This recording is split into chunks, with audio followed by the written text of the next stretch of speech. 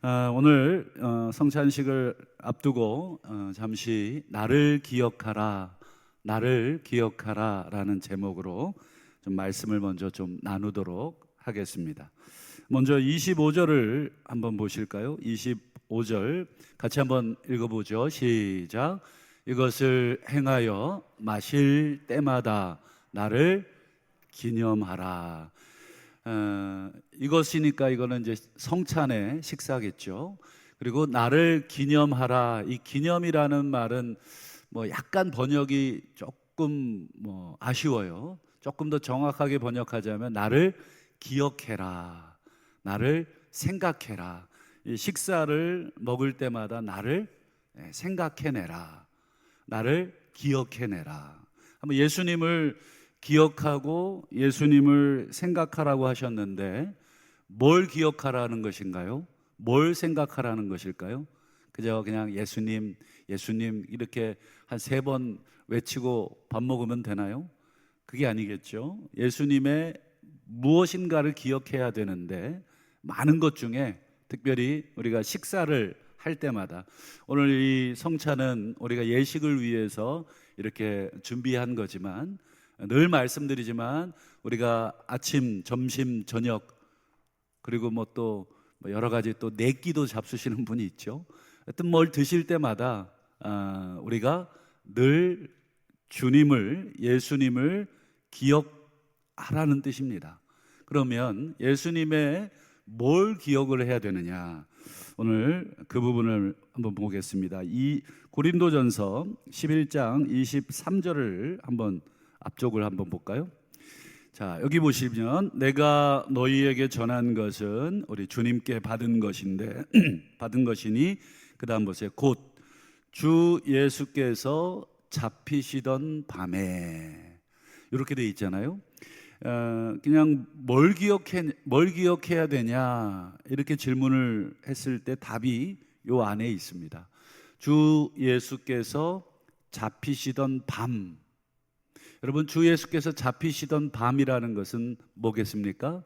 그렇죠. 십자가를 지러 가시기 위해서 체포되신 것, 그리고 체포되신 후에 신문당하신 것, 그리고 그 이후에 십자가에서 당하신 모든 과정들, 한마디로 이 순환의, 고난의 모든 여정들의 의미를 기억하라는 것이죠. 그저 예수님, 예수님, 예수님 이렇게 3번 부르고 먹는 게 아니라 예수님의 고난의 의미가 뭐지? 예수님이 왜 십자가를 지셨지? 그리고 십자가를 지신 이유가 뭐지? 이것을 계속해서 되뇌이고 또 되뇌이고 기억하고 또 묵상하고 생각해라. 그렇다면 오늘 성찬을 앞두고 오늘 2가지로 예수님에 대해서, 예수님의 고난이 무엇을 의미하는지 우리 2가지를 한번 함께 살피고 우리가 성찬식을 거행하도록 하겠습니다. 먼저 우리가 기억해야 될 예수님 첫 번째는, 예수님께서 그 십자가의 부끄러움과 그 치욕을 참으신 이유를 우리가 기억해야 된다. 예수님이 이 십자가를 참아내신 이유가 있어요. 우리는 그저 잠깐 이렇게 하면 될 것이다, 잠깐 참으면 될 것이다, 이렇게 생각할 수 있겠지만 실제로 이 십자가는 이 1세기에 너무너무 치욕스러운 이 사형 방법이었습니다. 그래서 웬만한 사람에게는 사용하지를 않았고, 특별히 로마 시민권자에게는 쓰지 않은 형벌입니다. 그리고 정말 사용하는 그 대상은 누구냐면 국가 반역자, 이 반란을 일으켰다든지 반역을 했다든지 이런 사람들에게만 사용되는 아주 극소수의 형이죠. 그만큼 수치스럽고 고통스러운 형벌인데, 그 예수님이 그 십자가를 참아내신 이유가 있다. 그 이유를 한번 볼까요? 우리 히브리서 12장 2절을 한번 화면을 통해서 다 같이 한번 읽어보겠습니다. 시작. 그는 그 앞에 있는 기쁨을 위하여 십자가를 참았다. 여기 보면 예수 앞에 있는 기쁨을 위해 십자가를 참았다. 이게 여러 가지로 해석이 가능하겠죠. 예수님 앞에 있는 기쁨이 뭐냐? 이제 죽으면 곧 뭐 천국 가는 기쁨이냐? 죽으면 다시 살아나시겠다는 기쁨이냐? 물론 그것도 기쁨이겠지만 예수님께서 지금 이 십자가를 지시는 궁극적인 목적을 생각한다면 예수님이 지금 십자가가 지나가면, 이 십자가, 치욕의 십자가가 지나가면 얻게 될 기쁨이 있어요. 어떤 기쁨일까요? 그렇죠. 이 십자가의 고통 지나면 그동안 죄의 권세 아래 죄가 시키는 대로 이리저리 죄를 먹고 마시면서도 그것이 죄인 줄도 모르고 살아왔던 그 인생들, 대표적으로 여러분 죄 아래 사는 인생의 가장 큰 특징이 뭐라고 말씀드렸죠? 폭력이라고 말씀드렸죠. 여러분 창세기에 나타난 인류가 아담과 하와가 범죄한 이후로 가인, 아벨, 그다음 라멕, 그리고 그 이후의 모든 노아의 시대에까지 여러분 하나님이 인간을 보시고 정말 피눈물을 흘리면서 한탄하신 것 하나, 인간의 포악함. 이 포악이라는 말이 하마스라고 하는 단어인데 그게 바로 폭력입니다. 폭력. 인간의 폭력. 이 폭력 때문에 너무너무 인간도 아프지만 그 폭력을 서로 주고받으면서 서로 상처받고 서로 괴로워하는 인간을 보면서 하나님도 너무너무 아픈 거죠. 우리 여기 중고등부 학생들이 있는데 내가 힌트를 하나 알려줄게. 우리 부모님들이 제일 속상해하는 게 뭐냐? 뭐 물론 성적도 속상하지. 그런데 제일 속상한 건 우리 집에서 이제 언니나 오빠, 동생, 형이 있으면 오늘 가서부터 그 격투기를 한번 해.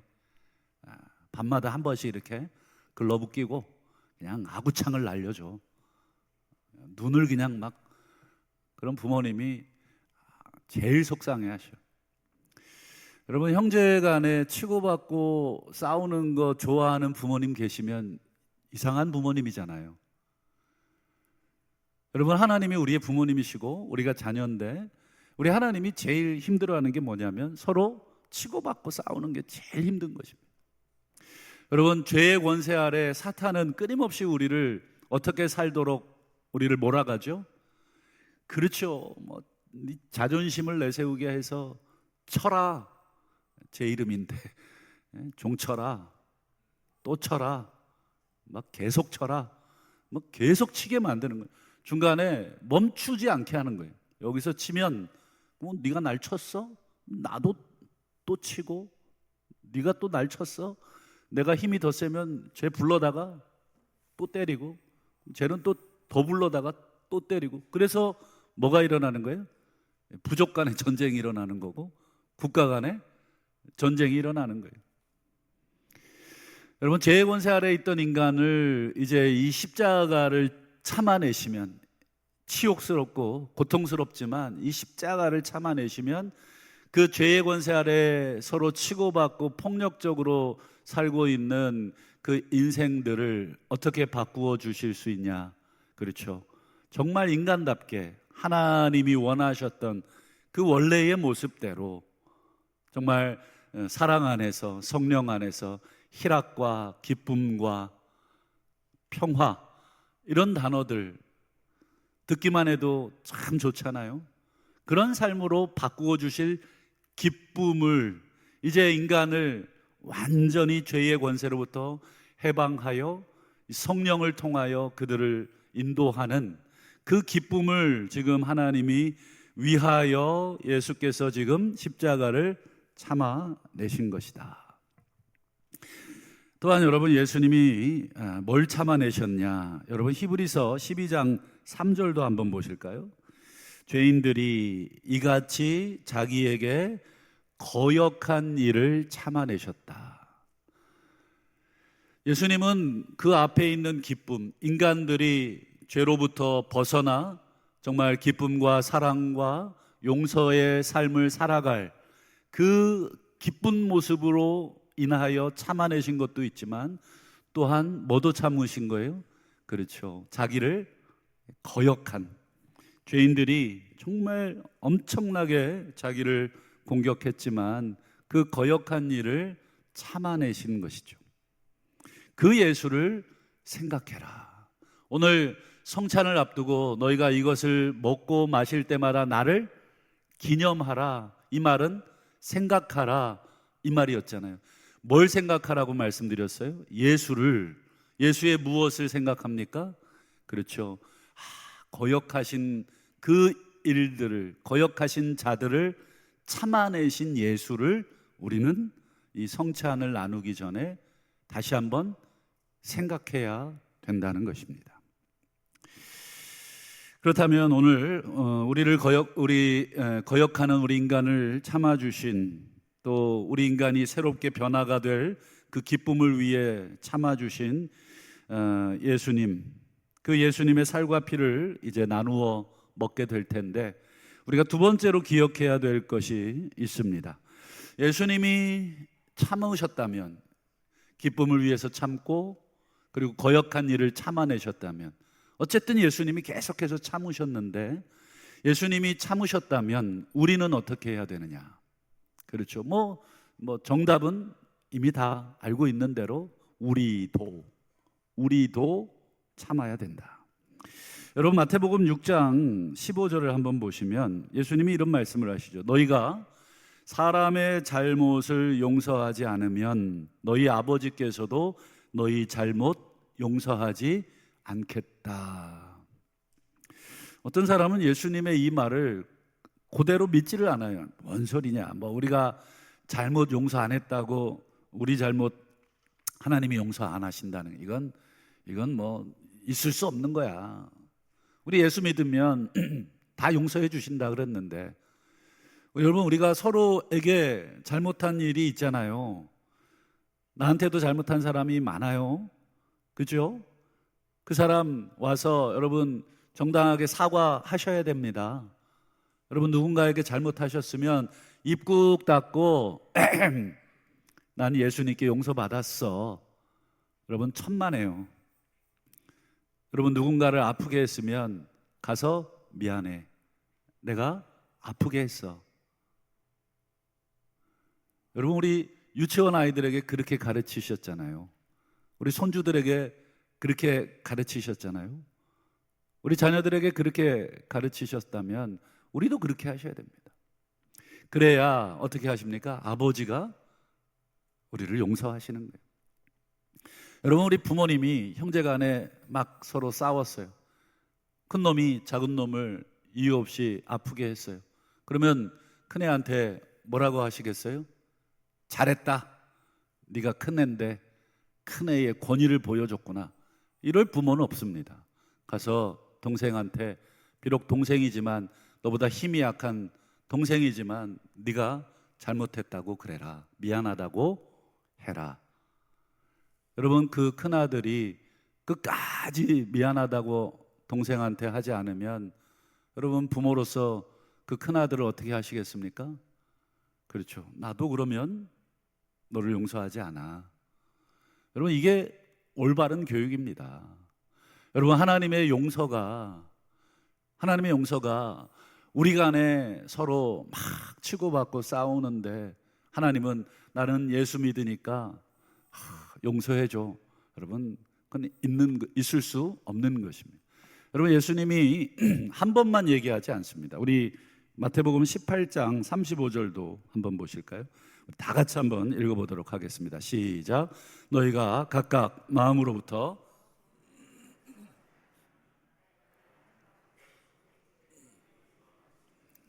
아멘. 보세요. 이 똑같은 말씀이잖아요. 아까 마태복음 6장을 읽었는데 18장에도 여러분 내용이 달라진 게 있습니까? 표현이 조금 추가된 게 있겠죠. 마음으로부터, 중심에서 이 정도 추가됐을 뿐입니다. 여러분, 우리가 서로를 용서하지 않으면 하나님의 용서를 받을 생각을 하지 마셔야 합니다. 여러분, 우리가 늘 암송하는 주기도문, 여러분, 주기도문에 용서에 관한 기도가 있죠. 한번 외워보겠습니다. 우리가 우리에게 죄 지은 자를 사하여 준 것처럼 같이 우리 죄를 사해 주십시오. 여러분, 이 순서를 바꿔서 외우셨습니까? 아버지께서 우리를 용서해 주셨으니까 우리가 용서하겠습니다. 이게 아니라 우리가 용서하오니 그걸 근거로 해서 우리 아버지, 우리의 죄를 용서해 주십시오. 여러분, 하나님의 용서와 우리 사람의 용서는 결코 분리되지 않아요. 그래서 제가 예전에도 한번 말씀드린 적이 있는데, 여러분, 죽을 때까지 누구를 용서하지 못하고 죽는다면 과연 그 사람 구원받을 수 있을까? 제가 물음표. 그건 모르겠어요. 하나님의 영역이긴 하지만 우리 성경을 통해서 이 용서의 가르침을 우리가 제대로 이해했다면 여러분, 우리 가운데 미운 사람 없어야 되는 거예요. 용서하지 못할 사람은 없어야 되는 것입니다.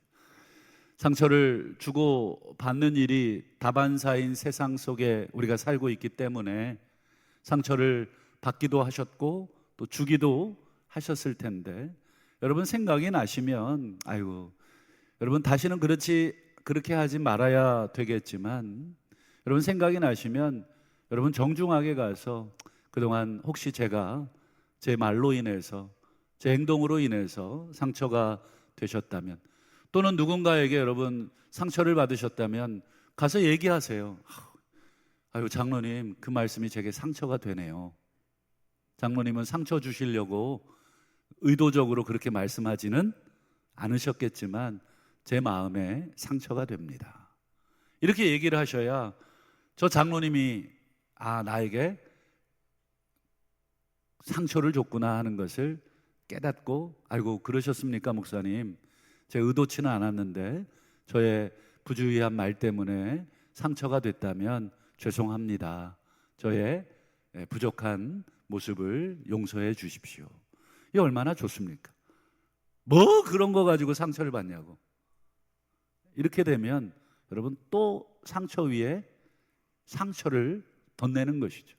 여러분, 상처받은 사람이 나 상처받았다고 얘기하는 게 쉽습니까? 쉽지 않습니다. 그럼에도 불구하고 미움을 갖지 않기 위해서 용기를 내서 그 상대방에게 가서, 야, 그때 했던 말이 내가 참 아직도 마음에 남아있는데 많이 잊으려고 노력을 하고 있다만 상처는 여전히 상처가 된다. 여러분, 그 말을 혹시 듣게 되면 어떻게 반응하셔야 돼요? 아이고, 그랬냐, 내가 그때는 살짝 미쳤나 보다. 여러분, 이렇게 얘기하시면 돼요. 미안합니다. 여러분, 미안하다는 말 어렵습니까? 쉽습니까? 어렵죠? 미안하단 말 참 하기가 어렵습니다. 그러나 여러분, 우리 주님께서 우리를 참아내신 그 십자가를 맨날 우리가 감사하다고 아멘으로 받잖아요. 우리 주님은 얼마나 우리에게 상처를 많이 받으셨습니까? 십자가 지시기 전부터 침 뱉고 작대기로 머리 때리면서 누가 때렸는지 맞춰보라 그러고, 옷을 벗기고 조롱하고 네가 하나님의 아들이냐 그러고, 네까지 것이 뭘 우리를 구원한다 그러고, 내려오라 그러고. 여러분, 그 엄청난 조롱을 십자가에서 안 참아내셨으면 여러분, 우리는 어떻게 됐겠습니까? 상상할 수 없는 일들이죠. 그렇기 때문에 여러분, 예수 그리스도를 생각하라, 기념하라.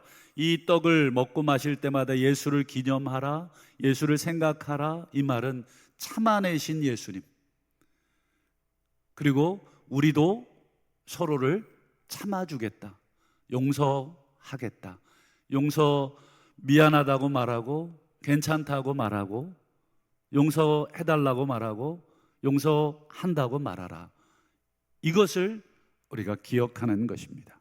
그래서 여러분, 마지막으로 우리가 이 성찬을 먹기 전에 뭐부터 해야 됩니까? 우리 고린도전서 11장 28절 우리 중고등부 우리 친구들만 우리 낭낭한 목소리로 시작. 다시 뭐 이거 한 7, 80대 할머니 할아버지들 같아. 다시 목 좀 한번 푸시고 시작.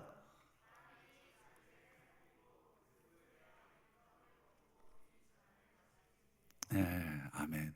순종하지 않는 우리 중고등부 친구들이 있긴 하지만 용서하겠어.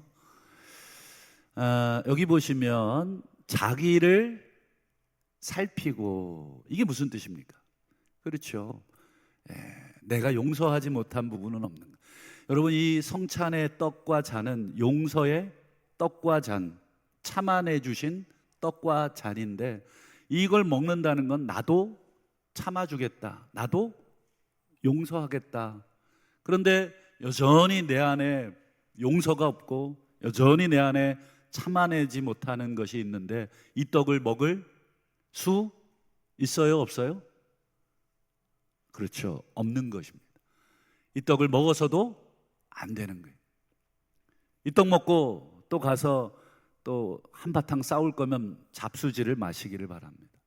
여러분, 이 떡을 먹는다는 것은 정말 터지기 직전에 분노가 있어도 참아나겠다. 그게 나를 살피고 그 후에야 이 떡과 잔을 먹고 마셔라. 그래서 여러분, 마지막으로 고린도전서 11장 29절을 보겠습니다. 우리 주의 몸을 분별하지 못하고 먹고 마시는 자, 이게 주의 몸입니다. 우리가 이제 떡과 잔을, 예수 그리스도를 상징하면서 우리가 주님의 몸을 먹고 마실 텐데, 이게 무슨 의미인지, 이걸 먹는다는 게 무슨 뜻인지, 내가 이걸 먹고 어떻게 살아야 될지 이걸 분별하지도 못하고 그저 나는 세례받았으니까, 그저 오늘 하나의 예식이니까 내가 이거 그냥 먹습니다, 이렇게 먹고 마시는 자는 뭘 먹고 마시는 것입니까?